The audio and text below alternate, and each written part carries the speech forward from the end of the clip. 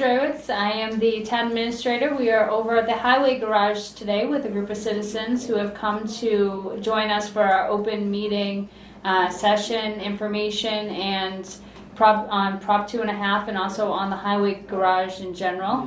We're going to open it up for any questions on Prop 2.5. I had a question. First of all, what is this going to cost each taxpayer? You know, this proposition override that they're proposing. Sure. How did they go about getting that? You know, that figure. Okay. So the Prop 2.5, essentially, just to give you a little bit of background, Prop 2.5 was a law that came out back in the 1980s, and what had happened was the government decided, okay, we're going to put a limit on how much towns and cities can raise their taxes each year. When they had come up with that number, our population was about a third of what it is now. And they said that each year, in order to raise your taxes more than 2.5% of your real estate and property tax values, you'd have to ask for an override to go above that number. So over time what had happened was our population continued to grow and grow and grow and grow, but we were only allowed to increase our property taxes by that 2.5% each year. Back in 1992 was the last time we had a successful override, at which time we actually went over that number. So we went above and beyond the 2.5% override. This year what had happened was we found that it's kind of, the best analogy I like to use is the fact that, you know, you start a job, you're working at the job, and you're paying your bills just fine. 5 years later, you still haven't had any raises, but your bills, you know, you just can't pay them anymore. Well, what's happened? Well, your bills have gone up in the prices, but your pay hasn't gone up, so they're not equaling each other. So what had happened this year is we said, okay, that's where we're at this year. Between our population going up and the fact that our bills have gone up and we haven't taken any more money, we have to do something about it. So we decided, okay, this is where we're at. In order to be able to survive essentially going forward, we need to ask for more money, and we're not making it with just our 2.5%. So we figured out modestly what number we would need to be able to make everything work out and be able to continue for several years down the road without having to come back every single year and say the same thing. And we figured the $1 million would be that amount. $1 million would allow us $760,000 to put back into the budget and be able to balance things. It would allow us $200 to put away into our essentially CDs or stabilization accounts, and $40,000 to invest in our OPEB, which is retirement for our employees going forward in the future, something that in short term we're going to be required to invest in as required by master and laws. So based on all that, we were asked to look into the Prop 2.5 override. Now, each year, that's a good question, is how much. Hi. Hey, Mary. We were asked what we would, how it would affect your property taxes. Well, we're talking about $1 million in the override, and what that essentially means, because some people get confused, is it takes our tax levy that we're currently collecting right now, and it was approximately, let's see if we can get you exact figures here on our tax levy. 2014 was $10,659,785. So we would put $1 million on that next year. So starting next year, we would collect, or right away actually, once it went into effect, we'd collect $11,659,785. And then we'd get to start collecting 2.5% on top of that. But each year, you don't add another $1 million. You just simply add 2.5% to it each year. But it just initially boosted $1 million the first time. Okay, so that doesn't come down after. In other words, that $1 million Nope. stays on. Yep. You become taxed on Yep. top of that. Yep, so an example, just to give you an idea of where we've gone on the trend on this. In 2004, our tax levy was $6,766,000. By the time you added the 2.5% in 2005, it was 2.5% annual growth. In 2005, it was 7,302,000. 2006, it was 7,483,000. 2007, it was 7,850,000. So you notice it's only going up a couple $100,000 each year, which is really not enough to sustain us or to help with the increase of the bill pay. Okay, but that's a 2.5 increase. Those are just 2.5 increase every year. If you go to the more recent years, 2011 it was 9,590,000. $9,980,000 2012, $10,396,000 in 2013, and then the $10,650,000 in 2014, which is only a $200 and something thousand increase, which really isn't a lot if you think about it, for us to be able to sustain those increases in bills. So, like I said Can I before, add something to that right now? yes, Also in that number is the new growth, new houses, people put new additions on. Yeah. That is part of that number too. Okay. so when you're looking at, well, how much does that cost the individual taxpayer? It depends on what your property value is currently assessed at, and also depends on, well, that's pretty much it. Let me see if I can get you some estimates here. We do have them written down. So that means if you had a house valued at $200,000, you'd pay less than someone who had a house that was, Valued at $300,000, yes. all right. It's by the percentage rate. Okay. I do have it written out here. Let me see if I can find it. You have it by thousands, right? Mm-hmm. It'll just take me a moment. Just make sure you edit out my classes. While Heather's looking for that, does anybody have questions about what the highway department does? You came in late, and this is a fact sheet that we prepared about our what the services we provide. Mary has that already. But Oh, you I do, but still, Oh, this okay. is, she already took notes. it's interesting. So the $1 million proposed override would cover operating expenses for city and school side? Yep, For It would for all cover- budgets. our budgets. But there would still be cuts, or would there not? If Yeah, there would still be moderate reductions in certain things. So, even with the override. yep, so the FY15 budget that, as requested, from all the different departments, had put us well into the $15 million category. And what it would do is when we went into the Prop 2.5 budget, is there'd still be some reductions. For example, the school department had requested $4,069,000, and this would fund them at $4 million. So they'd get almost everything they had asked for. Other departments had asked for larger amounts as well, and the same thing would happen. And I will eventually find the sheet if it takes me all day. Can you give me some of those hard numbers later? Yes, Yeah, yes I can. thank you. Yes, I can. You know what? We might go back to that because I bet you I can find that faster than they can find what I actually want. Is any of this money going to be dedicated to road improvement? Yes. And I came down East Street, and that seems like every year East Street seems to get worse and worse. East Street is in a state program for road improvement, and so it's in the system to be the town. It's like $1 million repair, pretty No, much. it's about a $9 million repair. It's big money that we wouldn't be able to pay for here. Yeah. So East Street is part of, it's called a federal numbered route. We have several streets in town that are classified as federally numbered routes. So they become eligible for a 90-10 split with the state and the federal government to build those. And we've, over the years, we put into that. But we have to develop the plans and pay for the plans. And, you know, believe it or not, we've been on that project for over 10 years. And we're getting to the finished product. The other road projects that's in the same boat as that is called Glendale Road. The first half was completed from Pomeroy Meadow to Easthampton.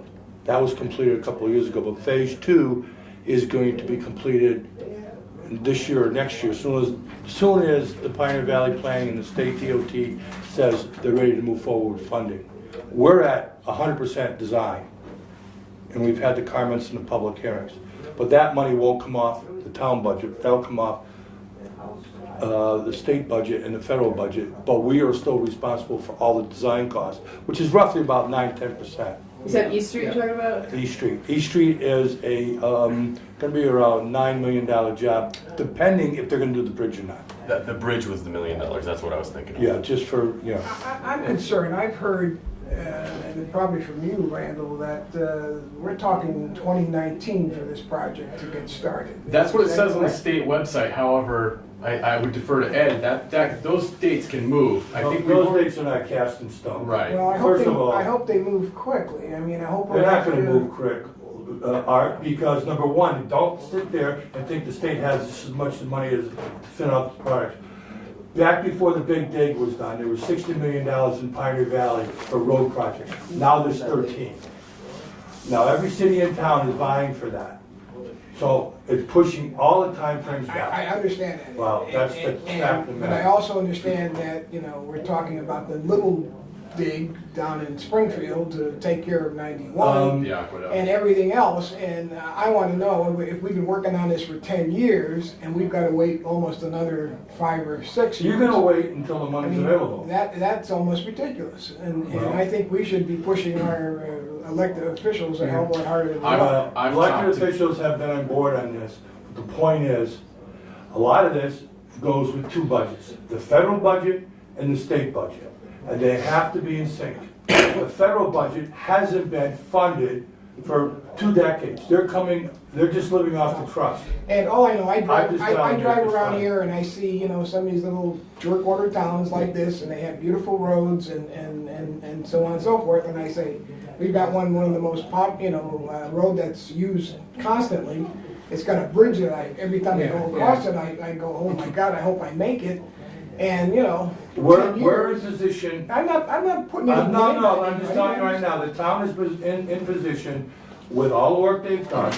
And any project, you can go and talk to the Pioneer Valley Planning Commission, it takes a minimum of 10 to 12 years if you get on the STP program before you're even considered for the funding. We're in that realm now. We have to go through every single step with the state highway administration and federal highway administration.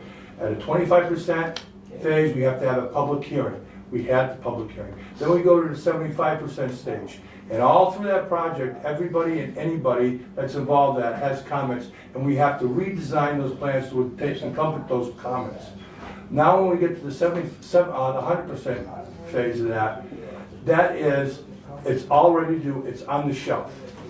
Back 10 years ago when all this big, how would you say it, stimulus money was out, you know, there were cities and towns that had projects on the shelf, and we did too. We just weren't getting it. The bigger cities got it, the Turnpike got it, but as far as I'm concerned, it's a process. We have to be patient. We are obligated to maintain that road and take care of it in a drivable condition during that period. These are local roads with certain designations that are only eligible for this funding. In order to be patient, you have to talk to the politicians, like he said, and that's been done numerous times. You have to, not that one politician can do it, but they can be part of the squeaky wheel process. You have to go through hearings, you have to go with the Pioneer Valley Planning, and then you have to go through the Department of Transportation, which is the old Mass Highway, and deal with that. So we're But at it's 100%. in the process. Glendale Road will come first, because it's at the 100% stage. Yeah. Okay, that small stretch between Route 10 and Pomeroy Meadow, that's scheduled to go in the next year or so. All right, this other road, there were some drawbacks. If we took the bridge out of there, it might have went a little faster. But where are you gonna come up with $8 or $9 million to do a project? And to do the road and then the bridge alone is absurd. It would be. And one of their suggestions were to take the rails and just replace the rails. Well, if you look at the bridge, it's structurally insufficient. But the bridge itself goes back to 1933. All right, and one of the biggest things I was here, we've been fighting this thing, and part of it is to get the state bridge division and the state engineering division to be on the same page, and this takes time. All right, but in order to do that bridge, one of the last things I wanted to do was, I want the bridge evaluated and to be looked at as a whole. But to go in and take the rails off, which is going to constitute 1/3 on one side of the bridge, and then the other bridge another third, and we're only going to save 1/3 of the bridge to add the 2 railing systems to it because you're going to cut back, it doesn't make any sense. No. So we went back and we went after them to do the whole bridge. That's where it is. You know. Well, I can say that I, for one, appreciate the fact that we are trying to get other money to pay for other than our own tax money, because as we all know, we're kind of deficient. And at the town meeting, there was a question about, whether you who are, the people who work for the town actively go after grants and actively seek other monies. And I think it's commendable what you guys do with what you have to work with financially. Some of the projects we've done, Line Street was a big project. That was $7 million. We took it from the Easthampton line all the way to the Westfield line. Okay, that was probably 18 years ago. Took 10 years to get it done. Pomeroy Meadow was another major job. That was all state money. That was $7 million. Glendale Road was $4.5 million. It gets done in that, but it takes an awful lot of work behind the scenes. This guy here's gonna have a lot of work because I left him a lot of work. But it's got to be done. You got to be on top of it. But that kind of money, you have to be responsible to get the right answers and do everything in order, because just like Art says, why are we waiting? Well, we're waiting because they're not going to invest their money until everything is covered and everything is done properly. It's not a wish list where they can dole these things out. There is a process. And the Federal Highway Administration is 10 times higher than the State Highway Administration. And it's their money, and they want to make sure it's spent. Is there a pork barrel out there? Of course there is. But in this process here, we're a small town, and we just have to be patient. And we have been successful. We've done 11 bridges here over since I've been here, and we probably did about 4 major streets to the tune of about maybe $20 million. And you have other money in here. We're chasing other money all the time. And Randall is learning the ropes, and he's doing that too. Can I just ask quickly, what's the name of the federal program that would fund the East Street? It's called STB funds.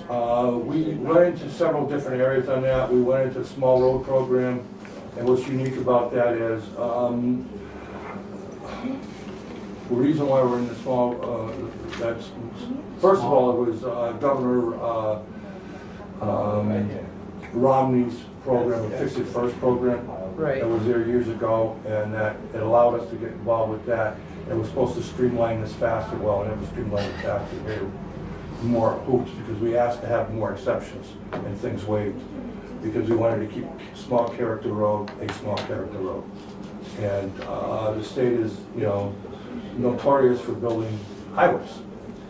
And sometimes in order to get the waiver to keep these characteristic roads in plat, you have to fight and you have to show them why. You have to have traffic counts to verify it. And they're used to building 50-foot blacktop, 25-foot shoulders, and cut right through. We didn't want to do that. We had to prove that there was no fatalities on that road for 20 years. We had to prove a whole bunch of other things. But it's a work in progress. But when it's all said and done, the road is going to be what they call a Vermont-style low-volume road. There was only about 800 cars a day on that, going both ways. But it is a federally numbered route because it connects the city of Hoyoke to us and carries it forward to a state highway. So going back to how much will it cost me? I was able to find it was right where it should have been. It was just 4 pages in. Sorry about that. So our current tax rate is $15.20 per thousand. The new tax rate would be $60. You have a copy of that, Mary? Yeah, I do. So you don't have to write it down. It's right there on top. Oh, I see. Okay. Yeah. The new tax rate will be $16.76 per thousand. So if your house was $150,000, or that's what it's valuated at, you could sell it. Whatever you sell your house for is not the same as what the town has it valuated at. You could sometimes it's relatively the same. Sometimes your house may be valued at more than what you can sell it for, and sometimes it may be valued at less. So whatever the assessor's office has your house evaluated at, that's the number you look at.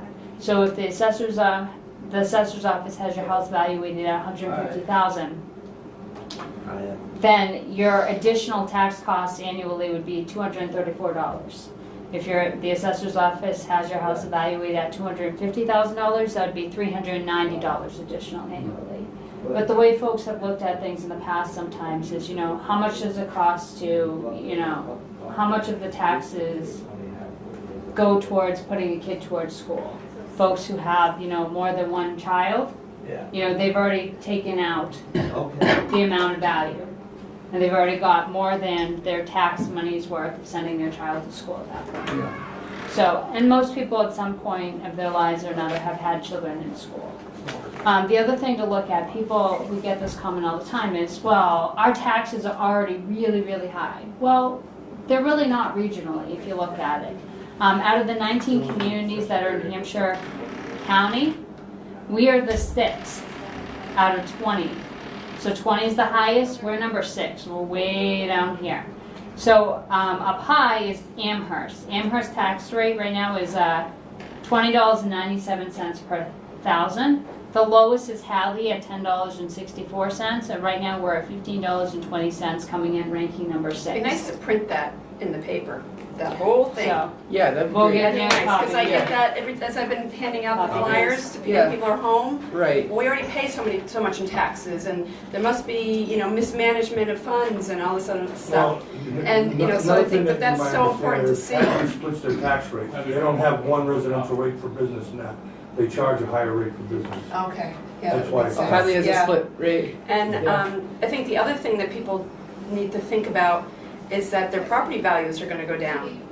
Because the reason we get the money we get for our homes right now is that we have a very good school system, a little elementary school that has a nice teacher to kid ratio and all these wonderful services, and we have a wonderful town.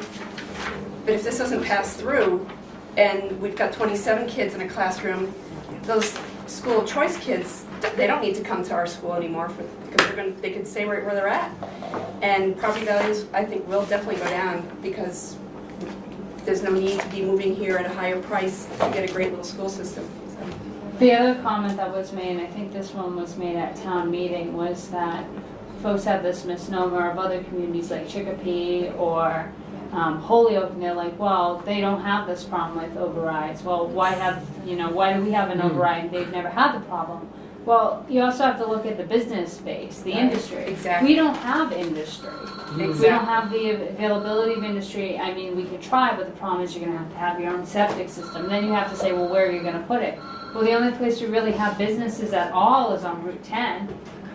And how much more space do we have on Route 10 to even put businesses? So, I mean, there is interest in, there have actually been studies in the past looking into possible industrial parks and the like. And I think we're going there again just to see what the possibilities are. But even still, now it's the idea of we have to convince businesses to come here and set up shop and, hope that we draw enough people in. But it's hard to get people to come to a small town when there's such larger towns all around that offer all the services in one.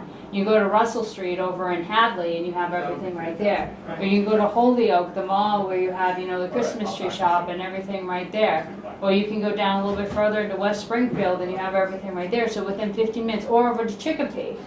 So within 15 minutes, you have all the major shopping centers you need. So how do you build something else here? I mean, unless you offered it as an industrial park, another Coca-Cola or something like that. And even at that, how do you get the residents to go for it? Where we're such a farming community, Right. and folks, chickens are more of a concern than industry. Right. Well, there's no sewer system at all in Southampton. There is some limited sewer system that has extended over the border from Easthampton and over the border a little bit Okay, from West. in fact, I think we live on Cook Road, and I think it's right at the end of, we It's have a right at the pumping end of Cook station. Road, right at the bottom is a pumping station. Right, It doesn't go down to Cook Road, but it also services, there's houses on Line Street yes. on the Southampton side that are involved in that. What about, Sorry. a few years ago, I thought that part of Southampton around the ponds area was supposed to hook into Westfield. Yes, it was. We developed the plans are in that room over there. There was plans to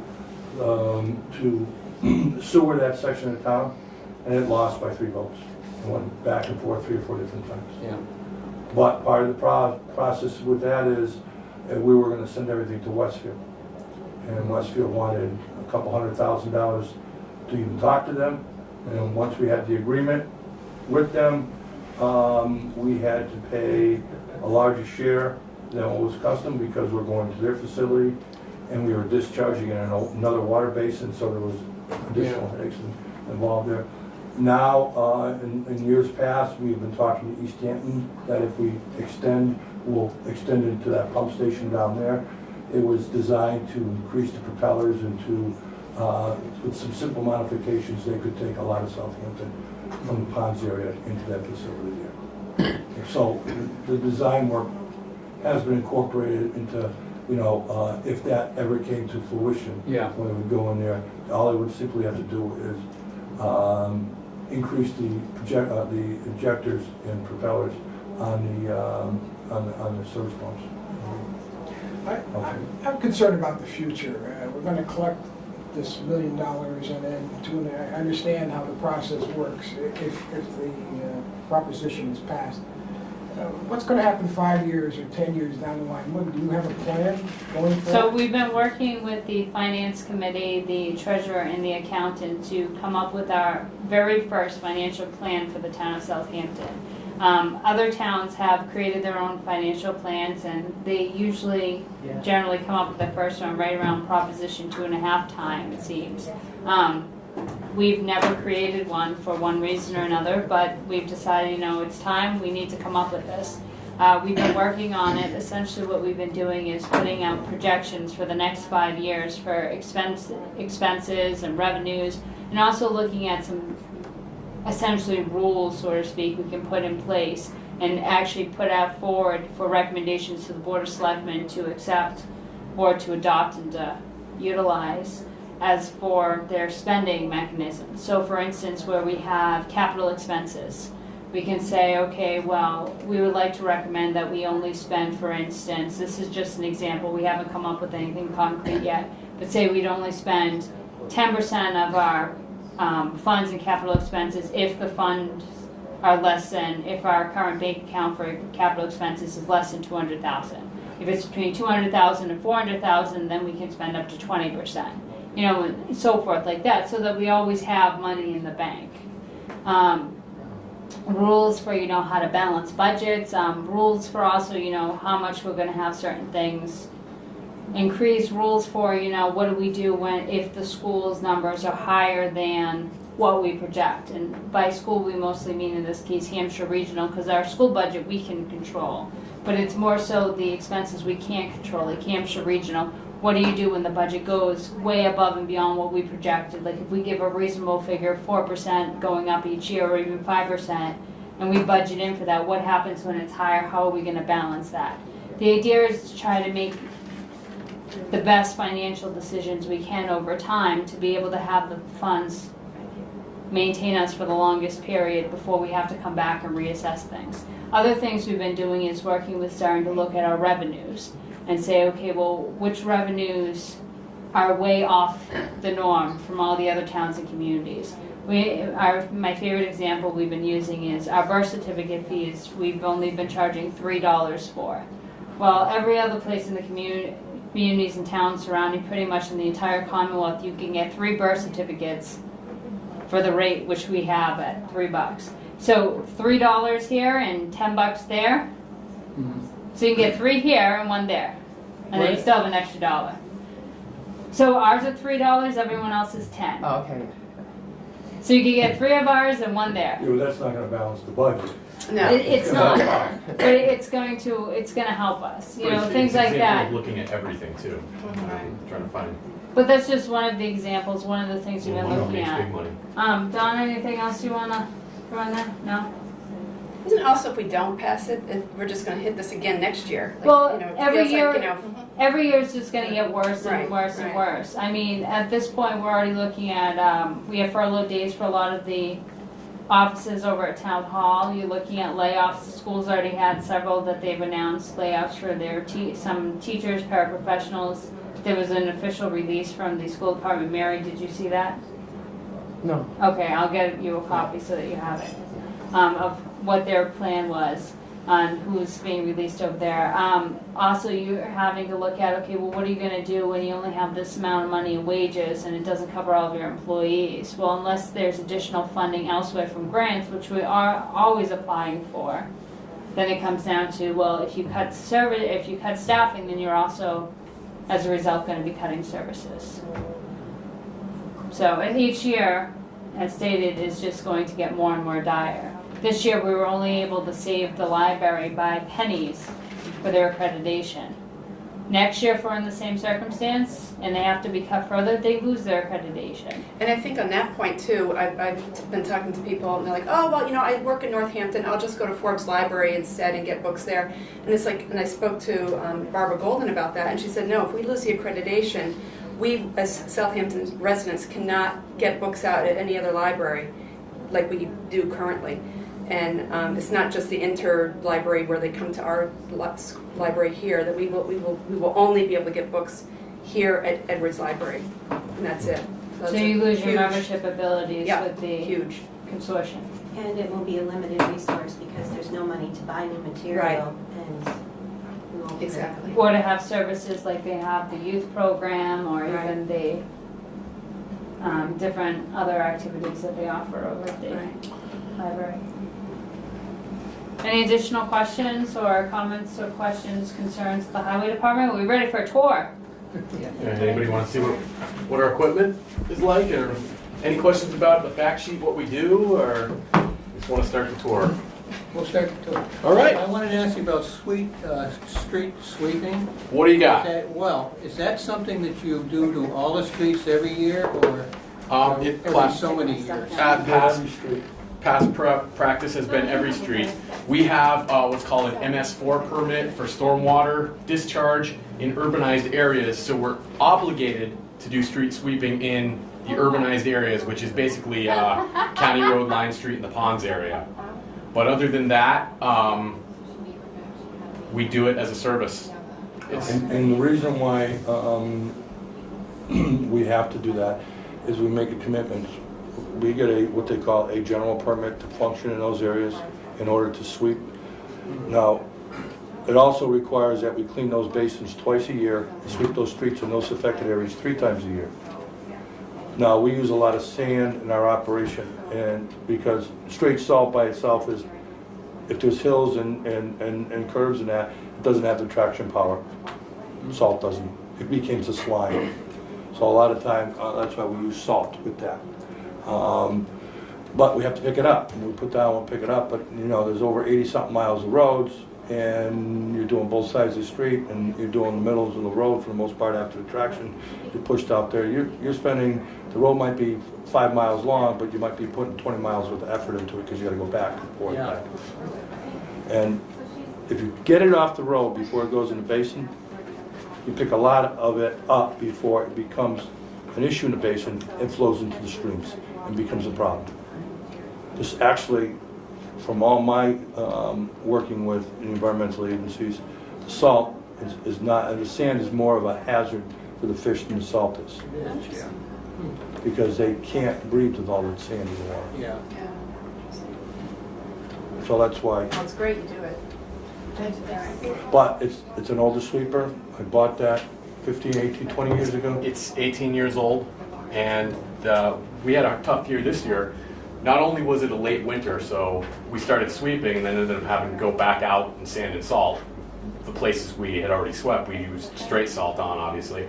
But that pushed us out, and then we had a major part of the machine break, and it took time to get the part ordered and put in, so pushed us out pretty far this year. Have you ever swept this late?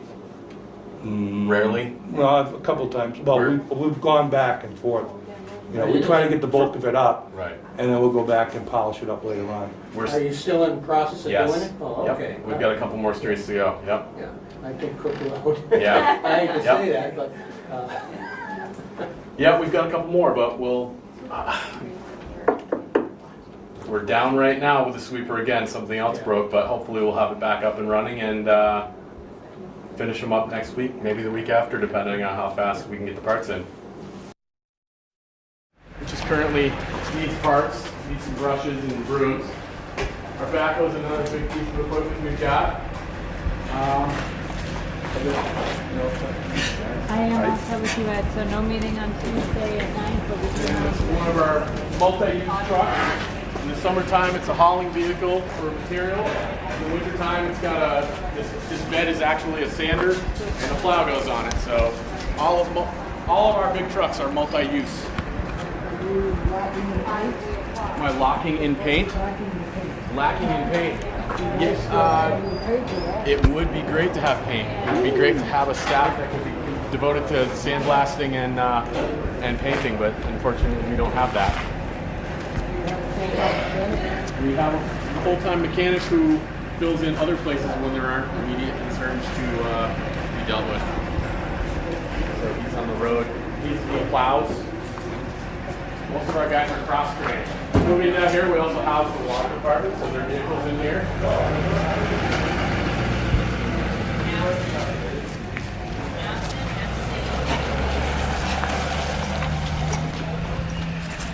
These are some of our newer trucks. These are only 2 to 10 years old.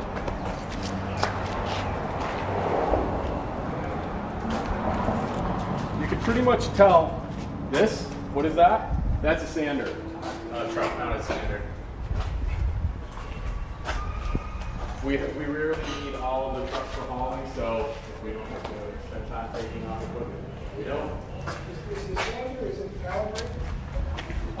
We have the ability to calibrate them on the go. You often have to change it if you're going up a hill or around a corner. You turn it up. Can you do that from inside the cab? Yes. Yep. You How can. long does it take to plow all of our roads, like for like a six-inch snowstorm or like To plow all the roads, I would say I think it takes about pretty much a full shift. If we start, if it happens to be a shift where we come in, it's got to be at least 8 hours. get everybody on? Yep. And is it true that without the override, there won't be overnight sanding, that they would only plow We between the hours of can't 9 to 5? do that for public safety. What happens is I have to take the overtime out of the budget to make it balanced, but in the winter you have the ability to deficit spend. I believe we are one of the only departments that account winter roads is one of the few that you can deficit spend. Unfortunately, you have to make up that money somewhere, so it gets taken from other places in my budget usually. Donna, do you have any? That's pretty much accurate, right? Right, and I believe if there's not money in the budget to cover it at the end of the year from another one of your accounts, then it comes off of our free cash when we balance the books right for off the the year. top of the So it next just year. comes of next year's, or it gets added to the tax rate, or somehow we have to pay that.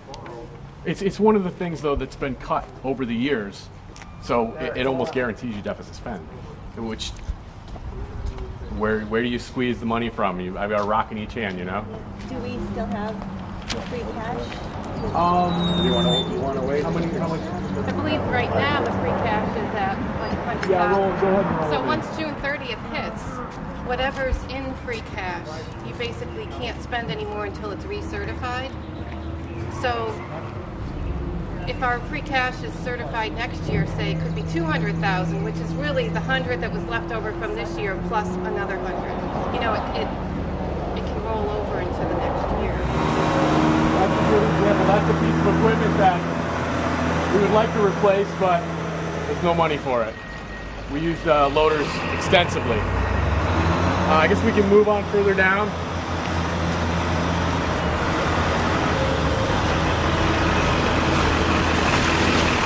If you notice when the trucks go by, they have a number T97. 97 is how old that truck is. That might help you visualize what some of the equipment is like. This is one of our more advanced pieces of equipment. It's a catch basin cleaner truck. You need a special license to run it.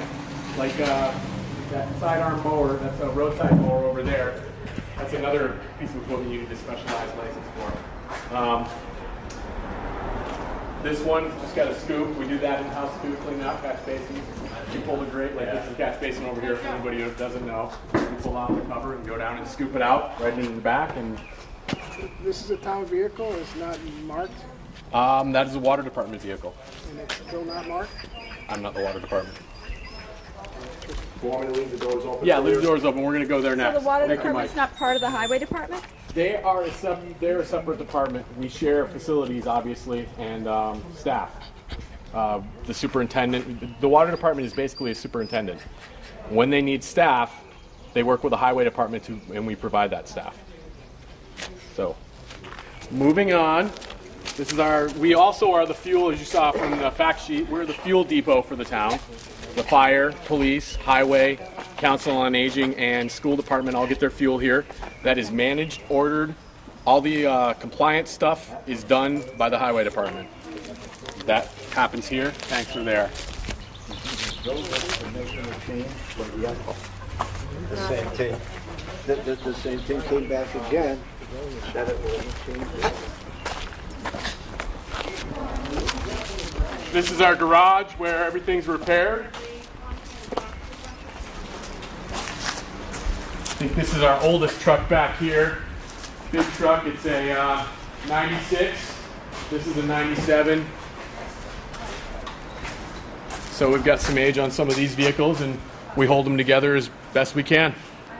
One of the trucks actually, the floor rotted out and we've got an old street sign to replace the floor that we welded in. So we keep processed gravel when roads wash out. You put this in and it packs down really well. One of the many ways we have cost savings, they just milled, they did some work on Route 10. Everybody get caught in traffic on it. Well, what they do is they grind up the old pavement and put new down. We were able to work with the contractor that performed it. They had their equipment staged here. In return, they gave us some of the processed millings, which can be used as a substitute for processed gravel. So that saved us some money. They gave it to us, and that's always a good thing. So the patchwork that's pretty much it. I believe so. It's overpave the whole thing. It's a state road, so we don't plow it, we don't maintain it. That's state of the Commonwealth of Massachusetts. So. Oh, it's too large to actually. This is our, over here we have the police cruisers. They keep their old ones here, and they often, as you can see, come over and cannibalize parts off these to put on to keep theirs running. So they're in the same boat we are. This is our road grader that we use to smooth out the dirt roads. It's an old military surplus vehicle we got a number of years ago. I noticed the nice job you did on Maple Street. Yes. Okay.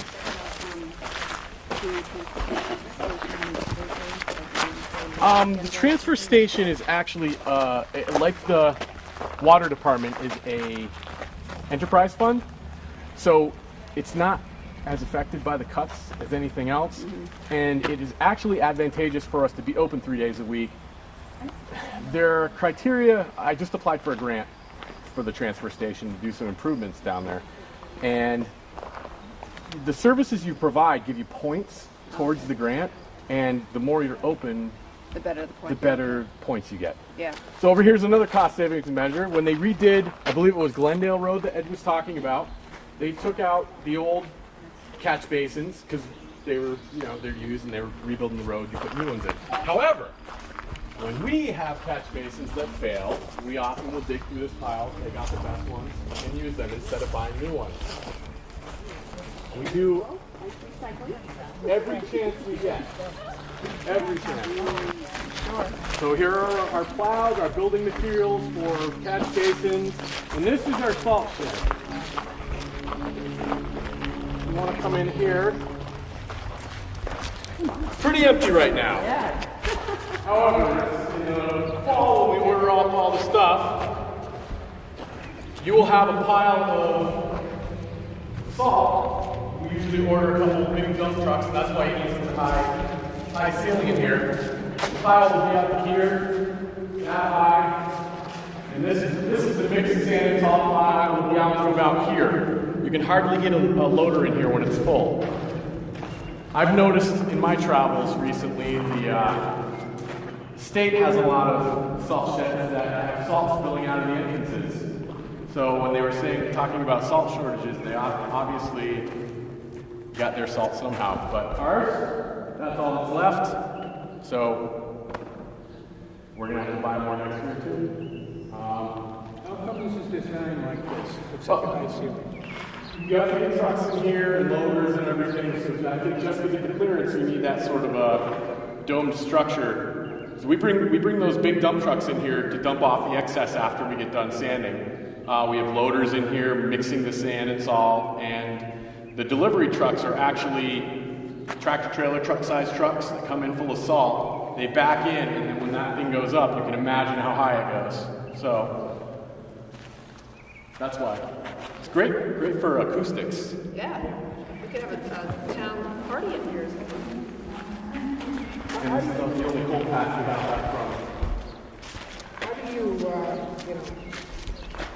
get your saw? I don't mean that facetiously, but I mean, you go out to bid for the year? Is that Yes, how- Hampshire County, for a lot of our materials, we use Hampshire Council of Governments, and we provide them with the quantities we expect to use the next year.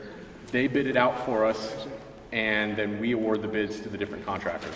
Have you ever been short on salt with a heavy, winter storm? It got a little dicey last year because we were told there were salt shortages, but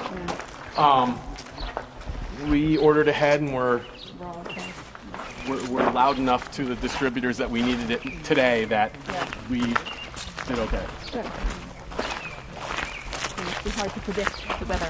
It is extremely. It kept me up. It kept me up a lot of nights. There were a lot of, because every time you go out, it's a decision. Am I spending money wisely? Right. So I'm up at 3 o'clock in the morning watching the Doppler radar come in, looking out the window.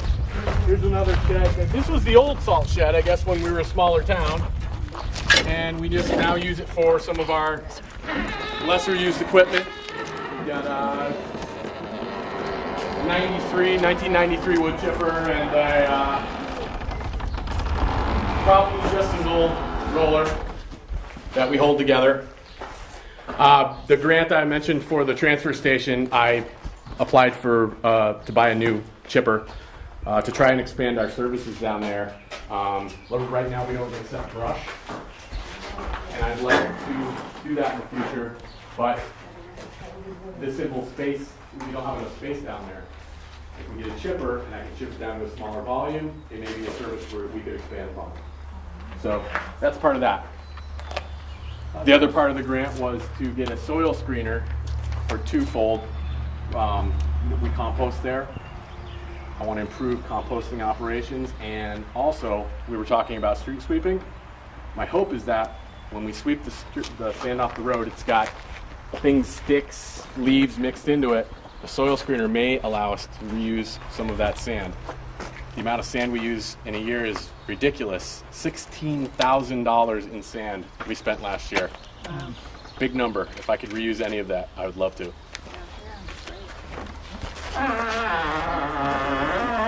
Well, that's the 10-cent tour. Did that elicit any questions from anybody? All I want to say, Randall, I think you're doing a great job. Well, I was set up pretty well. Ed started a lot of programs that I'm continuing, and I got a group of good guys. They're trained. They know what they need to do. They've been here a long time, and we got to do everything we can to keep them, in my opinion. Right. I think this is a perfect example of showing too that you guys aren't being wasteful, and you guys. That's the thing. When I hear that, the perception you're really from people, it's recycle and do as much as you can. So it's. I know it must be disheartening to hear that from people when you've worked so hard to. It is, and Ed's done it for years and years, and he tells me all the time. There's things you got to do. You got to find a way. Yeah, that's great. We really appreciate it. We try and do that all the time. Thank you. Thank you. All right. Thanks for coming. If you ever have any questions, email, call, come into the office. I love to have people come in. If they have questions, come in and let me know. Great. Thank you. Thank you. Thank you all for coming. I appreciate it.